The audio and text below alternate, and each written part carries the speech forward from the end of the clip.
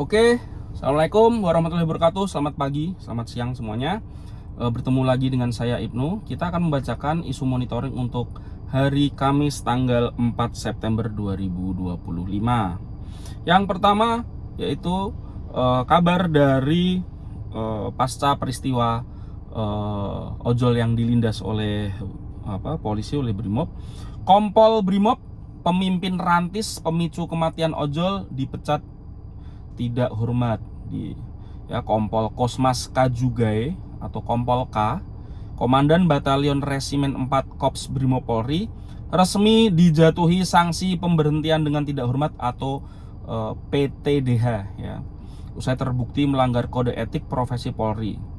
Putusan dijatuhkan dalam sidang Komisi Kode Etik Profesi di TNCC Polri Rabu kemarin, menyusul insiden rantis Brimob yang melindas dan menewaskan pengemudi ojek online Avan Kurniawan pada 28 Agustus.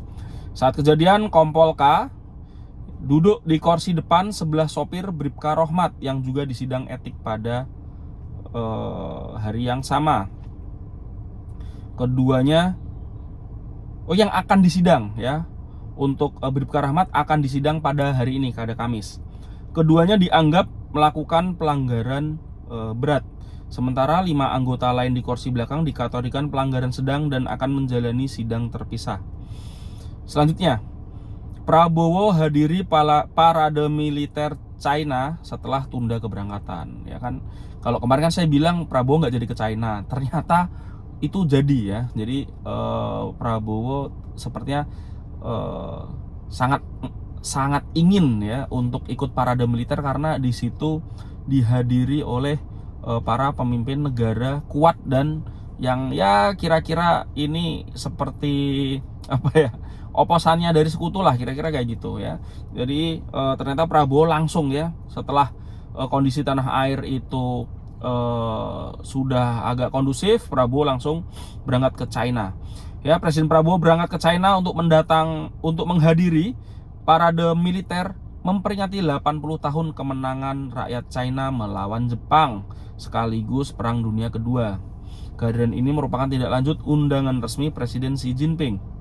Sebelumnya, Prabowo dijadwalkan menghadiri KTT Organisasi Kerjasama Shanghai SCO pada 31 Agustus kemarin, namun keberangkatan ditunda karena kerusuhan di Jakarta dan beberapa kota. Mensesnek Prasetyo Hadi menyebut Prabowo akhirnya berangkat setelah situasi nasional membaik. Jadi Pak Prabowo ini berangkat Selasa malam dari Halim ya. Makanya pagi-pagi kemarin atau siang kemarin tuh viral video Prabowo, terus sebelahnya itu ada Putin, ada Xi Jinping, terus ada Kim Jong Un ya. Itu foto dari belakang sama dari depannya, ikonik ya. Mahfud MD, akademisi lelah beri masukan ke Presiden Prabowo. Ya, mantan Menko Polhukam Mahfud MD mengungkap sejumlah akademisi merasa Presiden Prabowo tidak pernah merespon masukan mereka. Ini disampaikan dalam diskusi dengan guru besar di Yogyakarta. Selanjutnya, Wapres Gibran digugat 125 triliun soal ijazah SMA. Ya, Wakil Presiden Gibran dan Komisi Pemilihan Umum digugat secara perdata di Pengadilan Negeri Jakarta Pusat oleh warga bernama Subhan. Gugatan dengan nomor perkara 583-PDT-G-2025-PN Jakarta Pusat atau JKT.PST menuntut keduanya membayar ganti rugi 125 triliun dan 10 juta ke kas negara karena dinilai melakukan perbuatan melawan hukum terkait syarat pencalonan wakil presiden. Dalam petitumnya, Subhan juga meminta status Gibran sebagai wapres dinyatakan tidak sah serta menuntut uang som 100 juta per hari jika putusan tidak dijalankan. Selanjutnya, uji materi syarat pendidikan Capres-Cawapres kembali diajukan ke MK. Mahkamah Konstitusi kembali menerima gugatan uji material terkait syarat minimal pendidikan calon presiden dan wakil presiden dalam Undang-Undang Nomor 7 Tahun 2017 tentang Pemilu. Pemohon Hunter Oriko Siregar sebelumnya juga pernah menggugat syarat ini namun ditolak MK ya pada 2025 kemarin. Kali ini dalam perkara yang baru, ia meminta syarat minimal pendidikan S1 tidak hanya diberlakukan bagi capres-cawapres, tapi juga bagi kepala daerah dan calon anggota DPR RI. Selanjutnya, PKS dorong percepatan RUU perampasan aset dan dukung evaluasi DPR. Presiden PKS Al-Muzamil Yusuf memerintahkan fraksi-fraksi DPR mempercepat pembahasan dan pengesahan RUU perampasan aset. Ia menegaskan aturan ini penting agar kekayaan negara dapat dikembalikan untuk kesejahteraan rakyat. Selanjutnya, Menkumham, RUU perampasan aset bisa lebih cepat jika inisiatif DPR. Menteri Hukum dan HAM Supratman Andi Adgas menilai pembahasan RUU perampasan aset akan lebih cepat jika diajukan sebagai usul inisiatif DPR. Menurutnya hal ini menunjukkan DPR sudah siap membahas sehingga proses legislasi tidak perlu menunggu lama. Nah, ini kan lempar-lemparan aja nih. Mana yang yang duluan ya. Jadi ini DPR atau pemerintah gitu.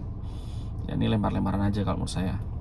Berita DPR RI, pimpinan DPR temui mahasiswa dan masa aksi di Senayan. Sejumlah wakil ketua DPR, ada Sufmi Dasko Ahmad, Cucun Ahmad Samsurizal, dan Saad Mustafa bertemu perwakilan Aliansi BEM-SI Kerakyatan saat organisasi mahasiswa lain di gedung Nusantara. Pertemuan digelar menyusul demonstrasi menolak tunjangan jumbo DPR. Dasko minta maaf dan janji perbaiki kinerja DPR. Ini disampaikan oleh Sufmi Dasko Ahmad ya saat menerima perwakilan BEM-SI Kerakyatan dan organisasi mahasiswa. Selanjutnya, DPR gelar evaluasi tindak lanjut 17+8 tuntutan rakyat. Wakil Ketua DPR RI Sufmi Dasko menyatakan pimpinan DPR akan menggelar rapat evaluasi bersama seluruh pimpinan fraksi mulai Kamis hari ini. Ya, rapat ini menindaklanjuti 17+8 tuntutan rakyat yang muncul usai aksi demonstrasi 25-31 Agustus kemarin. Menurut Dasko, evaluasi mencakup tunjangan anggota dewan hingga keterbukaan informasi terkait legislasi. Dasko desak revisi KUHP ya, bukan KUHP, KUHP rampung agar RUU perampasan aset segera dibahas. Wakil Ketua DPR RI Sufmi Dasko menegaskan perlu percepatan penyelesaian revisi KUHP ya, agar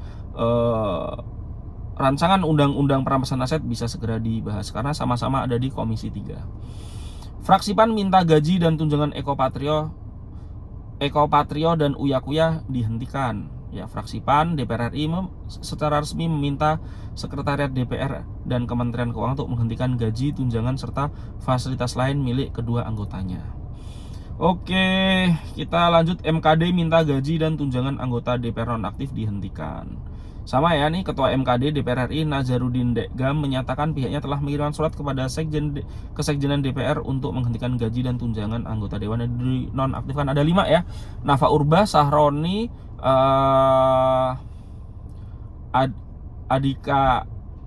Adikadir ya, terus Uya Kuya dan Ekopatrio. Mahasiswa desak DPR bentuk tim investigasi independen dengan dugaan kekerasan. Ya, perwakilan mahasiswa Universitas Indonesia Agus Tewan mendesak DPR RI membentuk tim investigasi independen untuk mengusut dugaan kekerasan terhadap aksi massa 25-31 Agustus. Beni Kaharman kritik penangkapan Del Pedro, minta polisi fokus usut penjarahan. Anggota Komisi 3 DPR RI Beni Kaharman menyesalkan penangkapan Direktur Eksekutif Lokataru Foundation Del Pedro Marhen dan sejumlah aktivis lain oleh kepolisian. Ia menilai Polri seharusnya lebih fokus mengusut aksi penjarahan yang terjadi bersamaan dengan demonstrasi 25-31 Agustus kemarin. Menurut Beni, ajakan mengikuti demonstrasi tidak bisa dijadikan dasar penetapan tersangka. Selanjutnya, DPD RI ya, Ketua DPD ajak pemuda Islam perkuat demokrasi. Ketua DPD RI Sultan Najamuddin mengajak pemuda Islam berperan strategis dalam memperkuat demokrasi. Ya, ini disampaikan saat orasi kebangsaan di Muktamar IPA Al-Wasliyah di UIN Jakarta. Di berita ekonomi, ya, BI akan cetak lebih banyak uang untuk bantu Asasita Prabowo.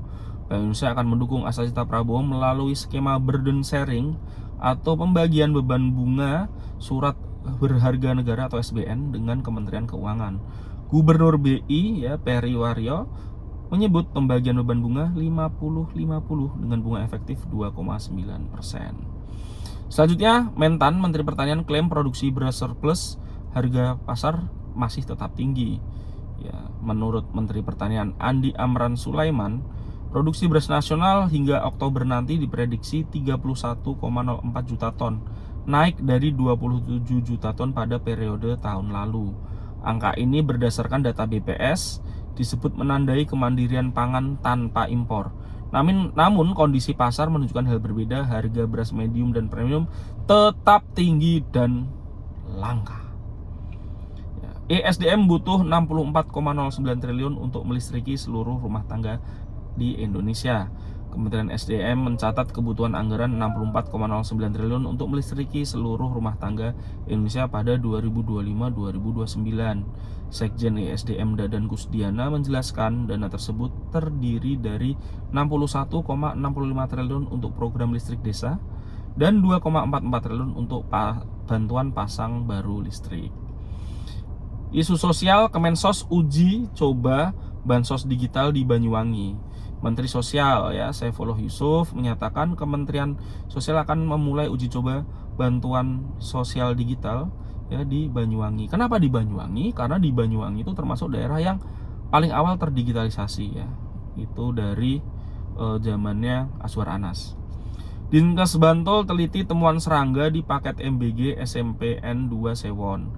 Dinas Kesehatan Bantul meninjau Satuan Pelayanan Pemenuhan Gizi atau SPPG Sewon setelah ditemukan ulat, telur lalat, dan jangkrik pada makanan MBG di SMP 2 Sewon.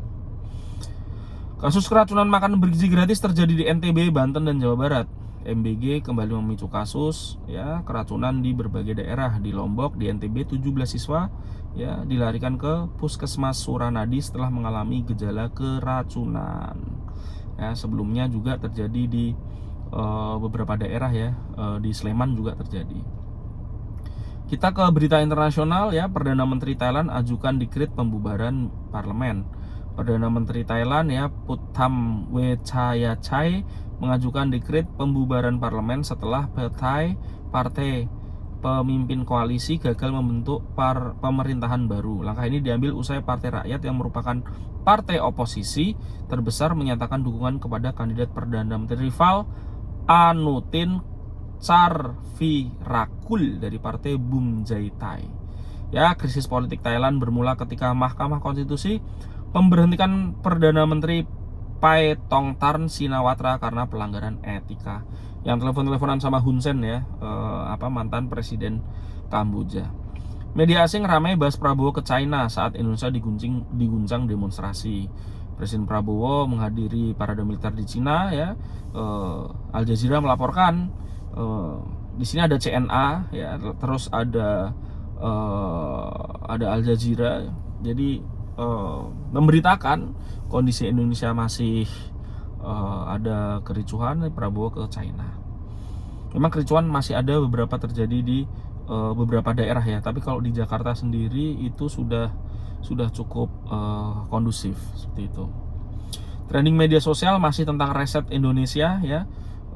Reset Indonesia itu nanti tagarnya tuh ada yang tentang memakai pink ya, itu asosiasi jilbabnya ibu-ibu demonstran, dan juga ijo itu asosiasi dari helm ijo ojol Avan Kurniawan.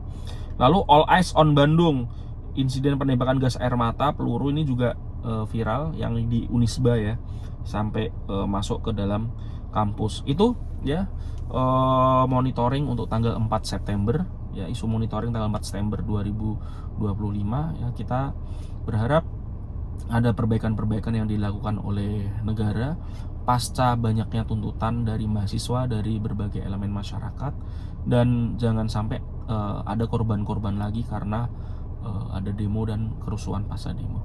Oke, itu terima kasih. Assalamualaikum warahmatullahi wabarakatuh.